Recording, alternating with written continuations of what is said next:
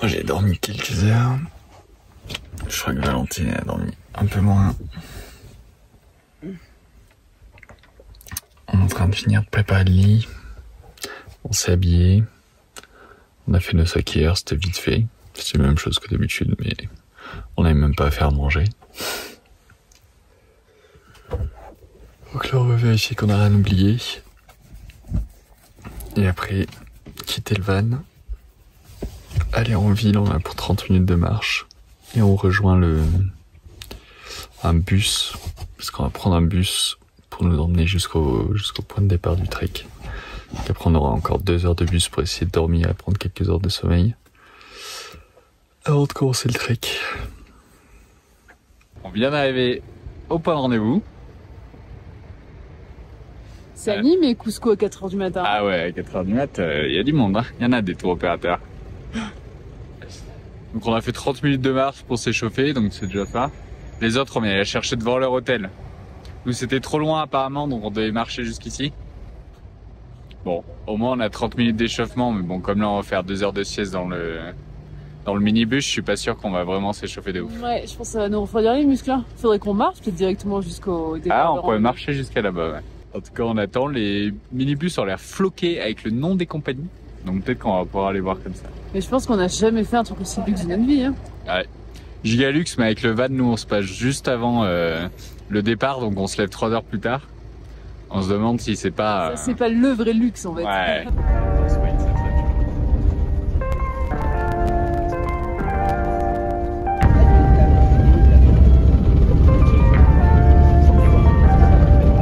On s'est arrêté dans un petit village pour manger un petit déjeuner. C'était fort bien complet pour l'heure matinale. Il était 6h du mat, ils nous ont demandé de manger 15 fruits, plus petites galettes, beaucoup trop quoi. Et après nous on doit porter tout ça tout en haut. Vraie arnaque. Donc on est à nouveau dans le bus, on a un petit peu dormi tout à l'heure. Ça fait du bien quand même je pense. Ouais. Surtout pour toi qui n'avais pas dormi. Ouais, surtout pour moi. Et voilà. On a une demi-heure et on rejoint le point de départ et après c'est parti.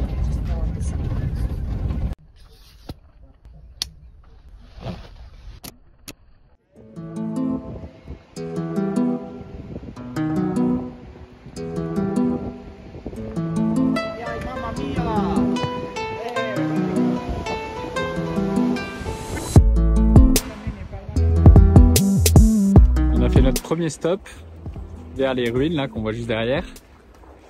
Bon, alors Valentine au début elle était en mode pourquoi on s'arrête maintenant, ça fait à peine 40 minutes qu'on est parti. En plus c'est du plat, pour une fois je peux kiffer du plat. Ah c'est clair que je kiffe. Hein.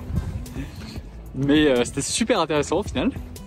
Il nous a expliqué plein de trucs sur la route sur laquelle on est là, qui était la route commerciale en fait, parce qu'elle relie une montagne où il faisait pas mal d'agriculture avec la vallée en bas ici où il faisait aussi un autre type d'agriculture. Et il nous a expliqué aussi qu'après ce qu'on ferait jour 2-3, c'était plus un chemin de pèlerinage avec plus des sites pas tant commerciaux mais plus de rites ou spirituels, voilà. Et exactement. Aussi à vocation d'astronomie. Ah oui, à vocation d'astronomie.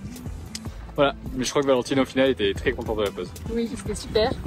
Et on nous a fait respirer une espèce d'essence de l'eau de la montagne. En fait, derrière, là, il y a une montagne, celle qui est enneigée, que j'arrive pas à pointer, qui est une des 3 montagnes sacrées de la région de Cusco.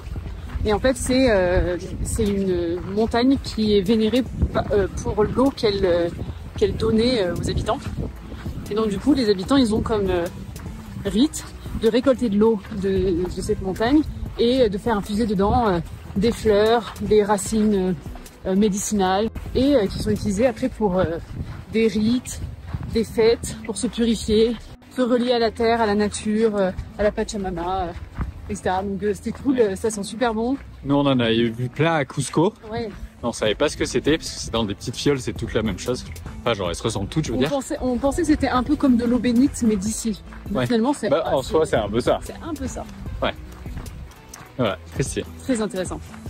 Bon alors, depuis la dernière facecam, ça fait littéralement 5 minutes. Et là, ils ont trouvé un autre stop avec des glaces, des bières et je sais pas quoi. Et on s'est réarrêté là.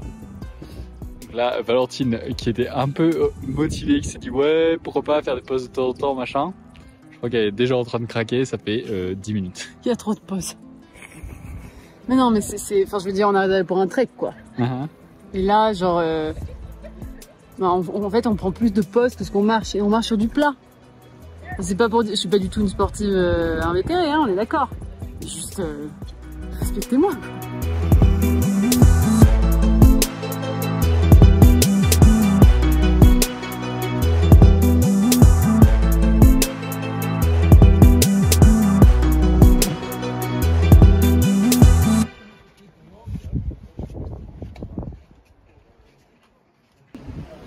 Et ben après combien? 1 heure de marche? 1 heure de marche, on s'arrête pour le déjeuner. Et tout est bien organisé, on met nos sacs là. Là-bas je crois qu'on va manger dans la tente.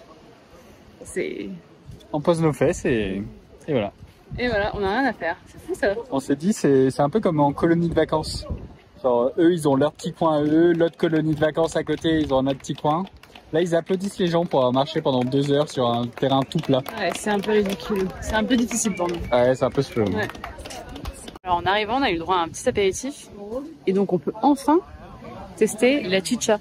En fait, il a dit que la chicha traditionnelle, c'était jaune. Alors que là, notre boisson, elle est rouge, comme vous avez pu le voir. Donc ça, c'est la chicha, mais je pense aromatisée avec des trucs, sachant que souvent, ils ont dit qu'ils mettaient de la framboise ou un truc comme ça. Donc ça, c'est sûrement ça. Mais la chicha normale, traditionnelle, c'est vraiment que du maïs fermenté plus ou moins longtemps. Et donc, c'est complètement jaune. Mais c'est sucré, dans tous les cas. Dans tous les cas, c'est sucré. Ouais. Mais là, c'est bon, ouais, c'est la framboise. Bon. C'est très bon, framboise, nickel. I'm mostly veggie. I just have a bit of like white meat. Yeah. Yes.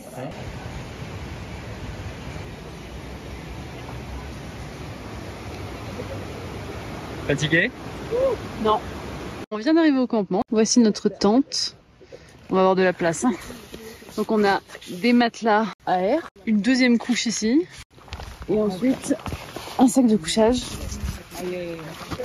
Ma foi, je pense qu'on va bien dormir.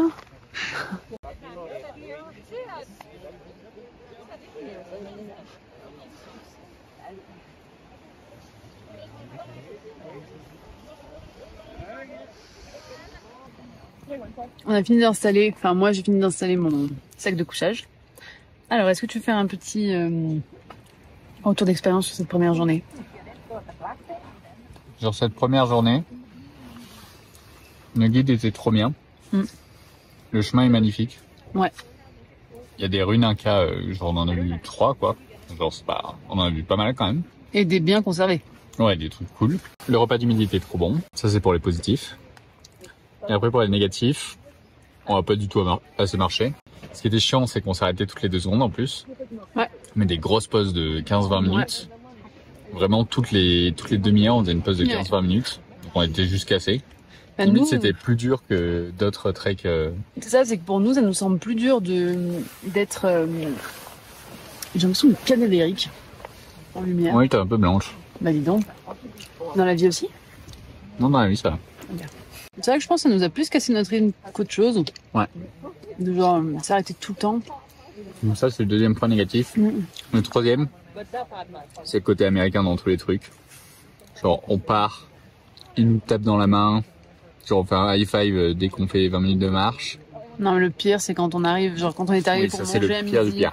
Quand on est arrivé pour manger à midi. À midi, on avait fait 1h30 de marche de plein. Vraiment, un truc accessible par tout le monde. Tout le monde, vraiment. Vraiment. Donc on a fait, donc quand on est arrivé à midi et quand on est arrivé là sur le campement ce soir, les gens qui nous portent nos tentes et nos affaires un peu supplémentaires nous ont applaudi. Qui eux doivent bien en chier parce que eux ils portent au moins 20 kilos sur leur dos, je pense. Enfin, pour eux, moi je ferais pas le malin de faire 1h30 avec ce qu'ils portent sur leur dos. Non. Le fait que ces mecs-là t'applaudissent quand ça, bon. Déjà, ça nous gêne d'avoir des gens qui nous portent notre tente. Lucas, d'ailleurs, en fait, on a un petit sac on pouvait leur donner 4 kilos d'affaires à porter en plus de notre tente, notre duvet et notre matelas. Lucas n'avait rien voulu donner. Donc Valentine a donné... les 2 kilos, même pas. Elle a donné des trucs, elle a pris des trucs de luxe, comme un pyjama, des trucs comme ça. Et elle est arrivée à 2 kilos. À côté, on a des gens qui ont donné 6 kilos, qui vont devoir payer plus cher. Parce qu'ils ont donné des trucs extra. Et donc, il y a 4 Anglais indiens Et il y a 3 américaines, une canadienne et nous 2. Voilà. J'ai l'impression qu'on est les seuls à être gênés par ce dont on vient de parler. Ouais, pas la situation. Bon, bah c'est bon. Il est 20h30. On est dans notre tente. On a mis les gros duvets sur nous. Ouais, bien chaud. Ouais, ils sont super chauds. Je pense qu'on va bien. Tous les lits qu'on a dormi pour faire les treks, c'était moins bien que ça, alors que bah, qu'on était plus tough, quoi. Et pour la soirée, du coup, on a bien mangé encore. C'était bon. Mais alors, l'highlight du dîner, c'était la banane flambée au pisco. Et pas banane française, genre banane, ils appellent ça les bananes d'oie, je crois. ouais, C'est des mini bananes. Super bon déjà de base. Et alors la flambée avec du pisco. Super sucré, super bonne. Incroyable. Voilà, on a eu des petites histoires aussi. Ouais, c'était cool. C'était sympa. Donc, demain, c'est la journée la plus dure, apparemment. Donc, on va voir ce que ça donne. Et t'as eu ta petite tisane, quand même. Et j'ai ma petite tisane. Bonne nuit.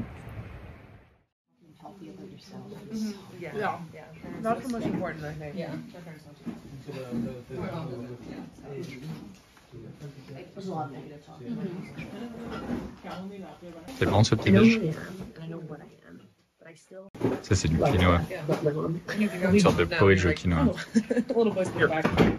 C'est pas très appétissant, mais c'est bon. Comme le quinoa, comme le porridge. Là on prépare le départ. Donc ils auront fait tous nos sacs de ce qu'il y avait dans nos tentes, ils ont plié nos tentes, bref. C'est fait assister voilà, encore. on s'est fait assister.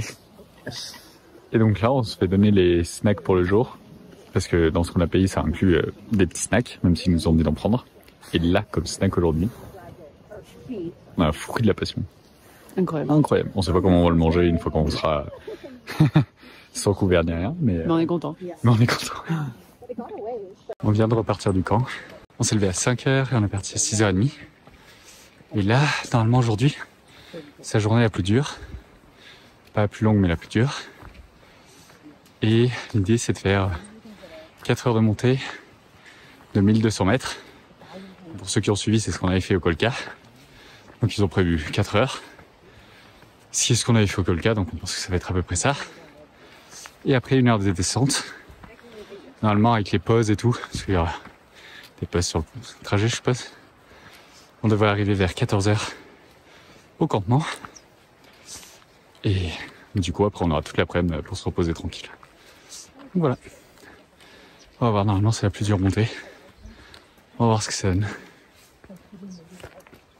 Comment elle est la montée pour l'instant? Ça va pour l'instant.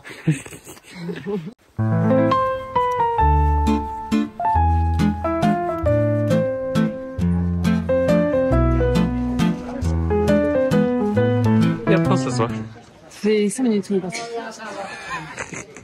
Alors ce midi, on va là-haut, tout là-haut. Ça s'appelle le passage de la femme morte. C'est parce qu'on voit le visage d'une femme et on voit même ses mains en prière sur sa poitrine. Toi aussi, non?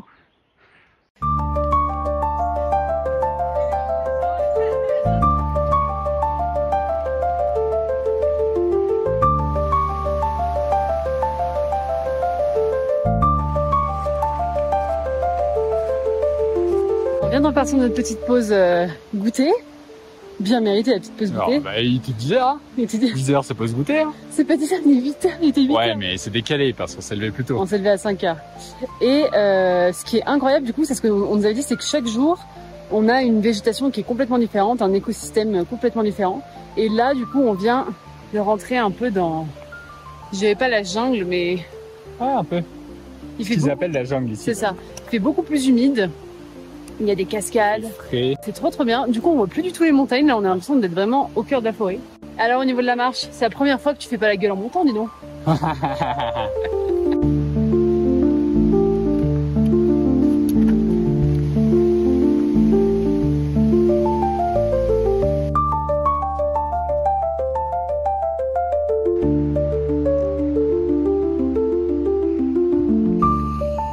On a bien monté.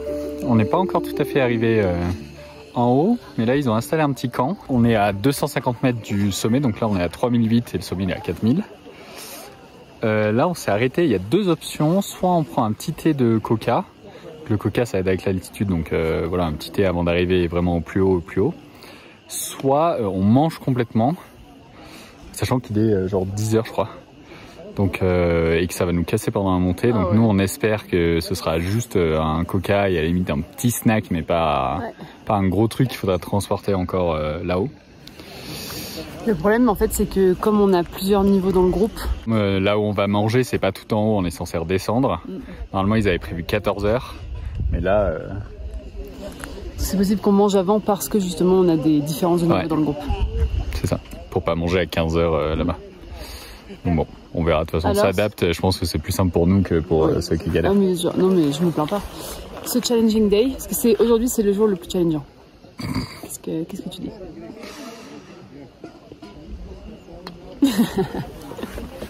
La vue est magnifique par contre.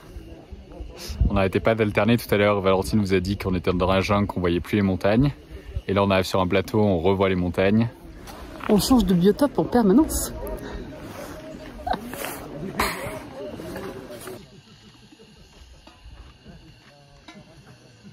Ça y est, on est reparti. Comme vous voyez, je suis un peu plus stuff que tout à l'heure. J'ai la capuche et tout, parce que il y avait un peu de vent pas loin du camp, donc il a commencé à faire froid. Et pour le repas du coup, c'était pas mal, c'était un entre-deux. On n'a pas mangé complètement, mais on a mangé une petite soupe. On se sent quand même un peu alourdi par la soupe. C'est quand même un bon entre-deux, parce qu'il y en a qui avaient faim. Et du coup, là on repart jusqu'à la passe à 4000 mètres. Et c'est cool parce qu'ils nous ont dit qu'on pouvait aller à notre propre rythme. Donc on va pouvoir faire que des petites pauses, pas de grosses pauses. Et après si on arrive à être assez rapide là-bas, on pourra aussi redescendre à notre propre rythme jusqu'au camp. Donc là on va avoir 2-3 heures de marche sympa je pense, enfin un peu plus à notre rythme quoi. Ouais. Ah et on voit des lamas. Ça y est, on n'avait pas vu de lamas du tout. Et là, il y a un champ de lamas. Donc trop cool, on profite de ça aussi.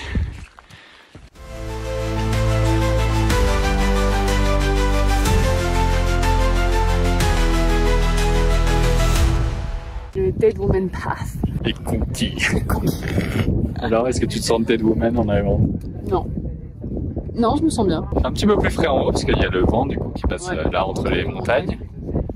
Mais c'est très cool. Ouais. Pendant le reste de notre équipe, petit casse-croûte, Lucas à la banane. Et moi j'ai mon petit fruit de la passion. Fruit de la passion à 4000 mètres d'altitude. C'est la classe. Et super bon en plus. C'est super bon. Vous avez tout ce qu'il y a? C'est pas les Français où il y a 3 grains là. Non. Ils sont super bons et énormes. Clairement. Trop bien.